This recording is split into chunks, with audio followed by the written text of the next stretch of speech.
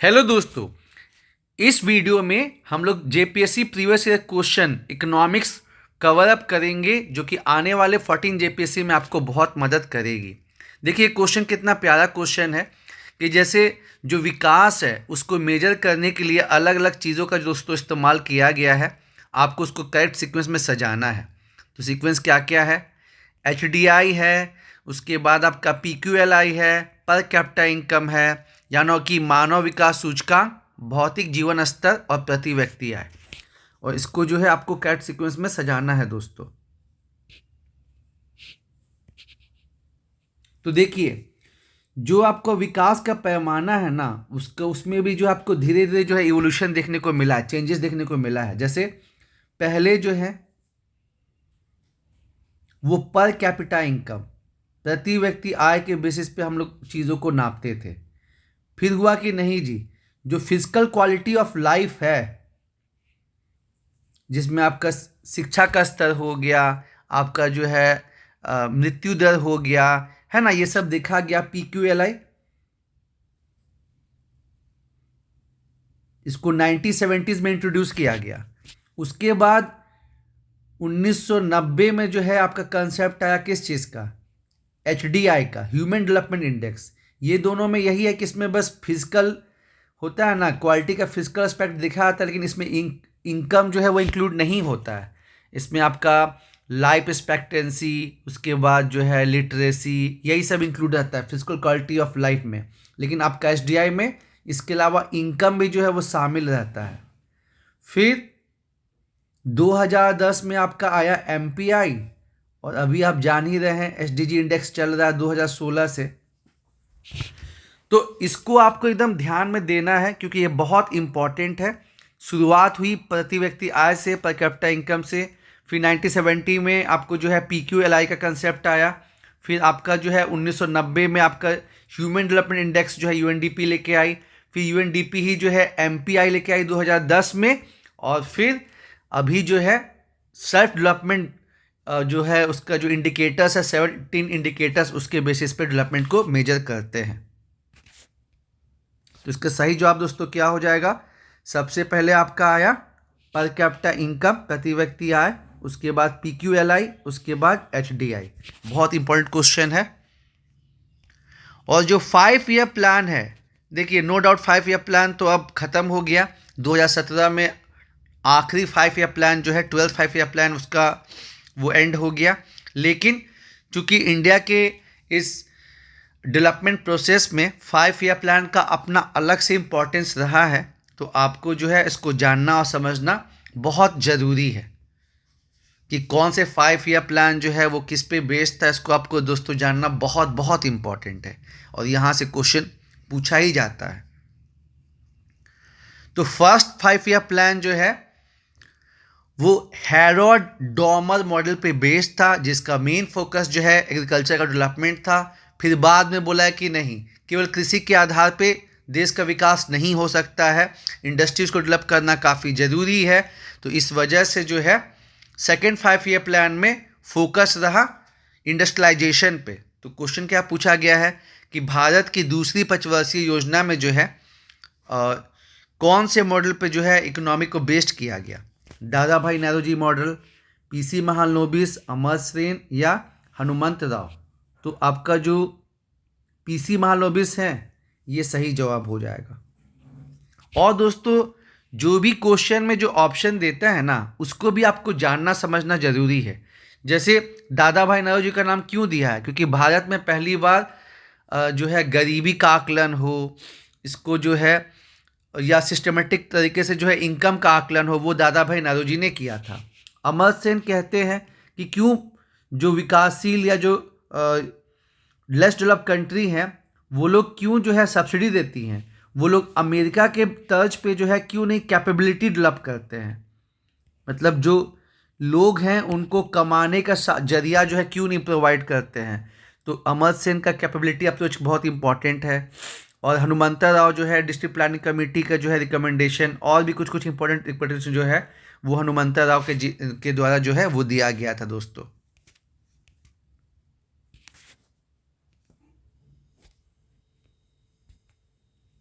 अब ये देखिए पहला क्वेश्चन बहुत इंपॉर्टेंट है, फिजिकल डेफिशिएट, राजकोषीय घाटा। अगेन इस ये मतलब 3 टाइप का घाटा होता है। डेफिशिएट जो है आपका 3 टाइप का होता है। एक होता है रेवेन्यू डेफिशिएट, राजस्व घाटा, ठीक है। एक होता है फिजिकल डेफिशिएट, राजकोषीय घाटा।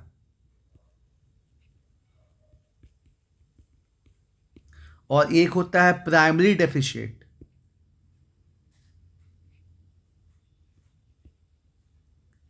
प्राथमिक घाटा, जिसमें सबसे इंपॉर्टेंट जो है आपका फिजिकल डेफिशिएट। ये न्यूज़पेपर में भी आते रहता है, और ये जो देश है वो अपने इकोनॉमी को कैसे मैनेज कर रही है उसको भी मतलब दर्शाता है, ठीक है। और ये सरकार के ओवरऑल कर्जे को भी दिखाता है। इसको थोड़ा और यहाँ पे बताना चाहेंगे कि जैसे आप जानते हैं कि जो बजट है, बजट उसका 2 कंपोनेंट होता है। एक आपका प्राप्ति रिसिप्ट, और एक आपका होता है एक्सपेंडिचर, खर्च। फिर अगेन प्राप्ति जो है 2 टाइप का होता है, रेवेन्यू रिसिप्ट, कैपिटल रिसिप्ट, मतलब राजस्व प्राप्ति और पूंजीगत प्राप्ति। और जो खर्च होता है वह, ये रिसिप्ट जो है ये प्राप्ति है, सरकार के पास कहाँ कहाँ से पैसा आ रहा है। ये व्यय भी जो है 2 टाइप का होता है, एक रेवेन्यू एक्सपेंडिचर, ठीक है, राजस्व व्यय, और एक जो होता है कैपिटल एक्सपेंडिचर, ठीक है ना।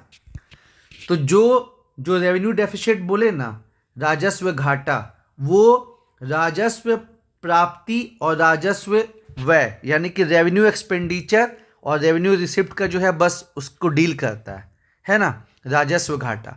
लेकिन जो आपका राजकोषीय घाटा है, ये टोटल एक्सपेंडिचर, टोटल कितना व्यय हुआ, टोटल कितना राजस्व आया, ठीक है, उसको बताता है, बस एक्सक्लूडिंग बोरोइंग। मतलब फॉर्मूला क्या होता है राजकोषीय घाटा का, और ये बहुत इंपॉर्टेंट भी है।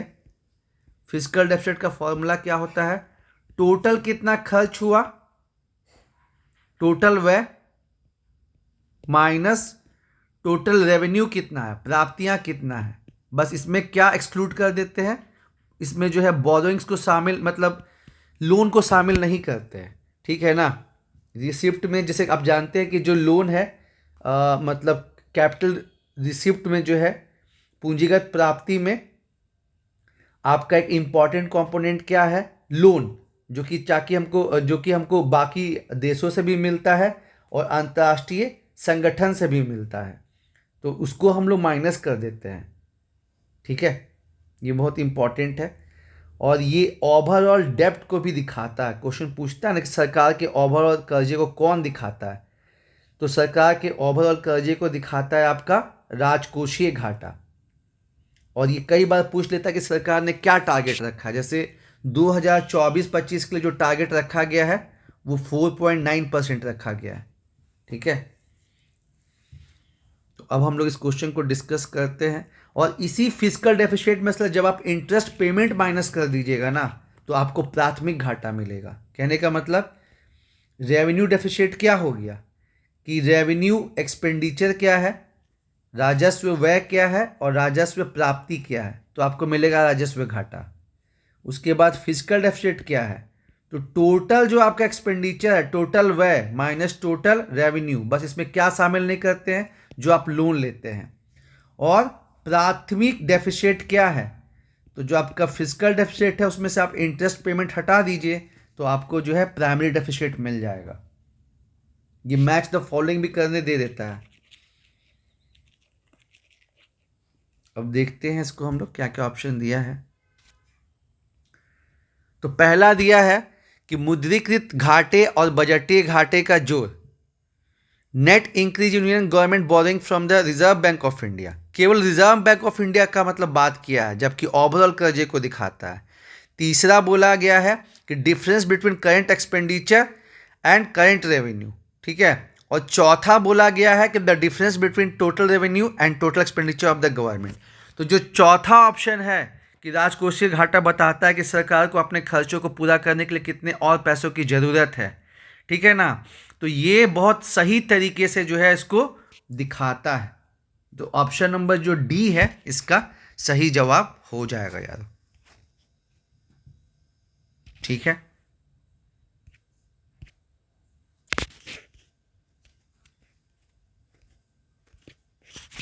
एक मिनट।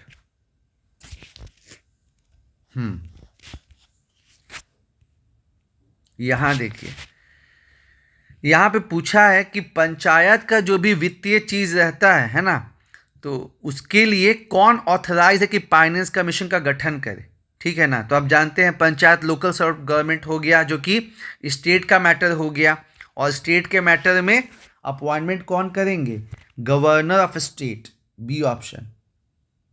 इसका सही जवाब हो जाएगा 14 का बी, राज्य के गवर्नर जो है आर्टिकल 243I के अंदर जो है स्टेट फाइनेंस का गठन होता है। क्वेश्चन नंबर 15, राजकोषीय संघवाद में फिस्कल फेडरल सिस्टम में आपको पता है कि भारत जो है संघवाद तो है, लेकिन जो सेंटर है उसके पास पावर ज़्यादा है। तो सेंटर जो है मतलब आर्टिकल 280 में लिखा हुआ है कि सेंटर जो है हर 5 साल पे वित्तीय कमीशन का गठन करेगा और स्टेट को पैसा देगा, ठीक है। तो अभी जैसे 15 फाइनेंस कमीशन के अनुसार जो सेंट्रल गवर्नमेंट है उसको 41% वो जो है ट्रांसफ़र कर रहा है, लेकिन इसके अलावा भी जो है चीज़ें हैं। तो आपको पूछता है कि इसमें से क्या मतलब जो है कौन सा साधन जो है वो अभी प्रेजेंट में नहीं हो रहा है, ठीक है, बहुत इंपॉर्टेंट है। तो दोस्तों देखिए, मतलब पार्ट 12 में, संविधान के पार्ट 12 में जो है आपको जिक्र किया गया है कि जो फाइनेंशियल रिलेशनशिप है, वित्तीय संबंध सेंटर और स्टेट के बीच में कैसा होगा। तो टैक्स शेयरिंग, बिल्कुल टैक्स शेयर किया जाता है, और उसके बाद ग्रांटिंग एड, बिल्कुल केंद्र के द्वारा जो है वो राज्यों को जो है ग्रांट दिया जाता है। और ग्रांट और लोन में अंतर क्या है कि जो लोन है उसको फिर राज्यों को वापस करना पड़ता है, लेकिन जो ग्रांट है उसको वापस नहीं देना पड़ता है, ठीक है। उसके अलावा आर्टिकल आपको जो है 275 में ही जो है सेंट्रल स्पॉन्सर्ड स्कीम का जिक्र है, जो अलग अलग, जैसे मनरेगा हो गया स्कीम। उसके बाद और भी स्कीम है जो कि सेंट्रल के साइड से चलती है। तो ये भी एक तरीका है जिससे जो है डिस्ट्रीब्यूशन होता है। लेकिन जो फोर्थ ऑप्शन है, जो आपका फोर्थ ऑप्शन है, ये अब नहीं होता है यारो, ठीक है।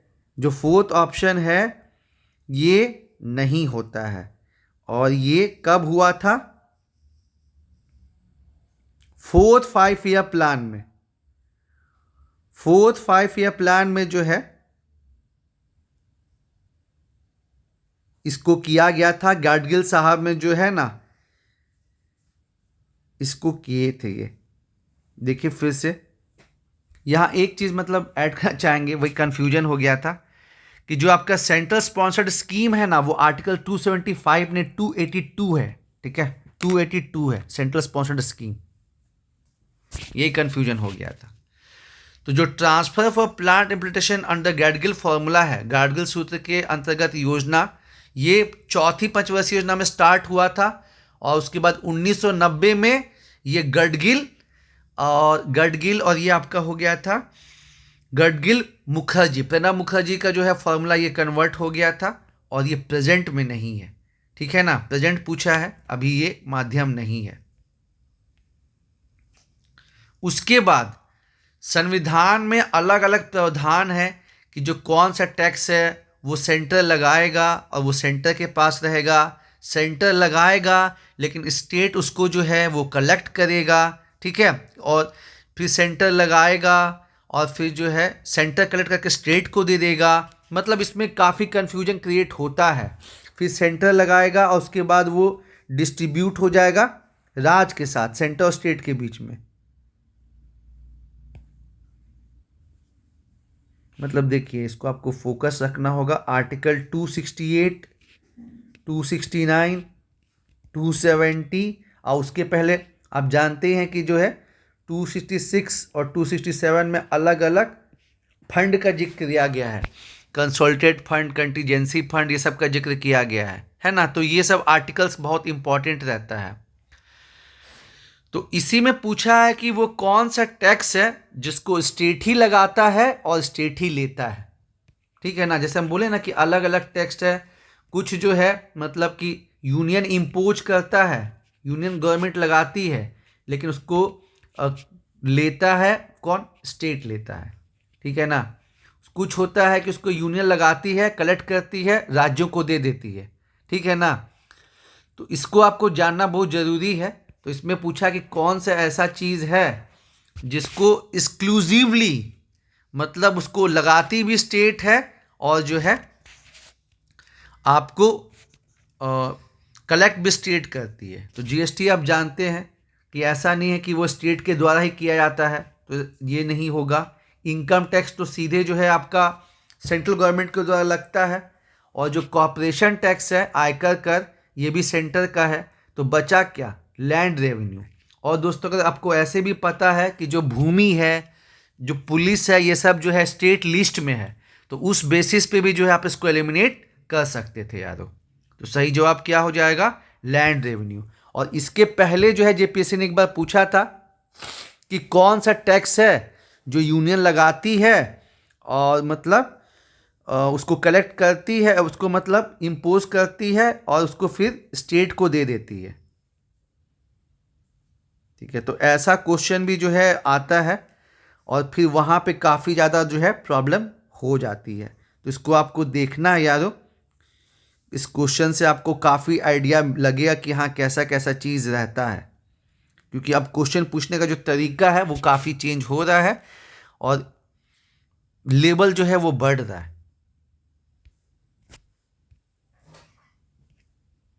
और कुछ क्वेश्चन देख लेते हैं हम लोग। ये देखिए, बहुत ही प्यारा क्वेश्चन है और इसमें तो कि डेप्रिसिएशन होगा कि डिवोल्यूशन होगा ये समझ ही नहीं आया था। कि यूएस डॉलर जो है वो पहले आपको जो है ना $1 में 60 रुपये था और वो हो गया 65 रुपये, तो वो क्या होगा। तो देखिए कन्फ्यूजन क्यों डेवलप हुआ था जानते हैं क्या, कि बेसिक क्लियर नहीं होने की वजह से। अब यहाँ पे क्या दिया है, मार्केट फोर्सेस, आपको यहाँ पे मेंशन है मार्केट फोर्सेस। जैसे स्टार्टिंग में क्या होता था, स्टार्टिंग में था कि जो भारत सरकार है, आरबीआई और गवर्नमेंट, ये जो है जो विदेशी मुद्रा प्रचलन है ना, फॉरेन एक्सचेंज, उसका प्राइस को फिक्स रखती थी। इसलिए यहाँ पे जो है क्योंकि भारत एक बंद अर्थव्यवस्था था, इसलिए बाहर की कंपनीज यहाँ पे नहीं आती थी। फिर धीरे धीरे विथ पैसेज ऑफ टाइम, समय के साथ क्या हुआ कि जब एलपीजी हम लोगों ने अपनाया और इंडिया जो भारत है वो बंद अर्थव्यवस्था से खुली अर्थव्यवस्था हो गई, तो फिर पहले 1992-93 में जो है बजट में हमने इंट्रोड्यूस किया LERMS, मतलब 60% हम मार्केट पे छोड़ेंगे, 40% हम डिसाइड करेंगे, ठीक है। और फिर 1993-94 से जो है अपनी जो इकोनॉमी है उसको हमने ओपन अप कर दिया, फॉरेन एक्सचेंज को, करंट अकाउंट फुली कन्वर्टिबल हो गया, है ना। तो इसमें पूछ रहा है, अब उसमें क्या है कि फिर मतलब मार्केट फोर्सेस पे चीज़ें मतलब होने लगी। तो देखिए इसमें जो ये टर्म दिया है ना कि जो यूएस का डॉलर 60, मतलब $1 में 60 हो रहा है और 60 से ये फिर रुपया का वैल्यू घट रहा और 65 हो जा रहा है। तो देखिए जो रुपए का मूल ह्रास है और रुपए का अवमूल्यन है, डिवोल्यूशन और डेप्रिसिएशन, ये दोनों तो होगा नहीं। दोनों में जो है ना रुपए का वैल्यू घट जाता है कि पहले $1 जो है, सॉरी रुपये का साइन आ गया, पहले जो है $1 जो है वो 60 रुपये के मुकाबले था। लेकिन जब अमेरिका का जो है अर्थव्यवस्था मजबूत हुआ और भारत का उसके कंपैरिजन में डाउन हुआ, तो $1 में जो है, जैसे अभी भी हम इस चीज़ को देख रहे हैं कि रुपये कितना डॉलर के मुकाबले में डाउन जा रहा है, तो ये 65 हो गया। तो इसको क्या कहेंगे, तो भारत सरकार के द्वारा जब गवर्नमेंट खुद मतलब करेगी इस चीज़ को कि रुपए को जो है कम मतलब खुद से जब उसको मैनिपुलेट करेगी, तो उसको हम लोग बोलते हैं डिवैल्यूएशन, जो भारत में अब तक 3 बार हुआ है, रुपए का अवमूल्यन। लेकिन जब मार्केट फोर्सेस इन्वॉल्व रहेंगे ना तो उसको बोलते हैं डेप्रिसिएशन। ध्यान में रखिएगा, जब सरकार खुद से करेगी तो आपका हो जाएगा रुपए का अवमूल्यन, और जब वो मार्केट फोर्सेस के द्वारा हुआ तो उसको बोलते हैं रुपए का मूल ह्रास। तो दोस्तों उम्मीद है इन सब क्वेश्चन से आपको काफी आइडिया लग रहा होगा। जाते जाते और एक क्वेश्चन हम लोग देख लेते हैं जल्दी। हाँ, ये क्वेश्चन भी जो है बहुत प्यारा क्वेश्चन है, और इसमें भी स्टूडेंट्स को काफ़ी कंफ्यूजन जो है क्रिएट हुई थी जब ये पूछा गया था।